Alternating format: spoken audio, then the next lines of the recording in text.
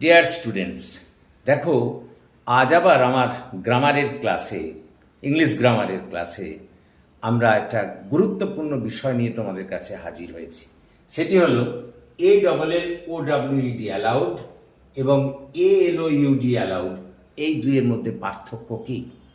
দেখো, উচ্চারণগত দিক দিয়ে তো এদের মধ্যে কোনো পার্থক্য নেই, কিন্তু অর্থগত দিক দিয়ে একটা বিরাট পার্থক্য আছে।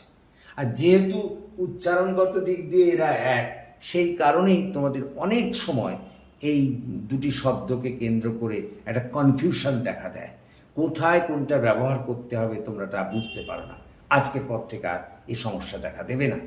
দেখো, আমরা যখন বলছি ALLOUD অ্যালাউড, এটা কিন্তু একটা ভার্ব।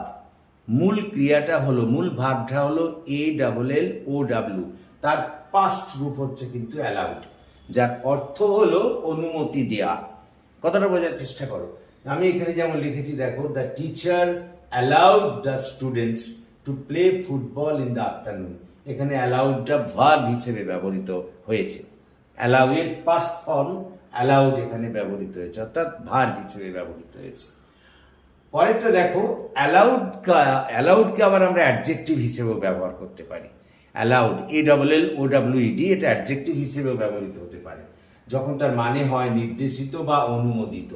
যেমন আমি এখানে লিখেছি, দেখো, the allowed speed limit on this highway is 80 km/h। এখানে অ্যালাউডটা অবশ্যই অ্যাডজেক্টিভ হিসেবে ব্যবহৃত হয়েছে। এরপর আসছি আমরা ALOUD অ্যালাউড। দেখো, এটা একটা অ্যাডভার্ব, যার অর্থ হলো উচ্চস্বরে, খুব জোরে চিৎকার করে বলা, তাকে বলা হয় অ্যালাউড। আমরা এখানে লিখেছি, দেখো, the teacher asked the student to read the story allowed in the class. এখানে ALOUD অ্যালাউড, এটা কিন্তু অ্যাডভার্ব হিসেবে ব্যবহৃত হয়েছে।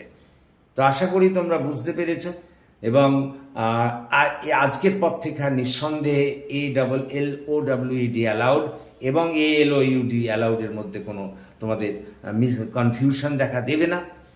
So thank you for watching and listening. So please comment, share and subscribe to my channel.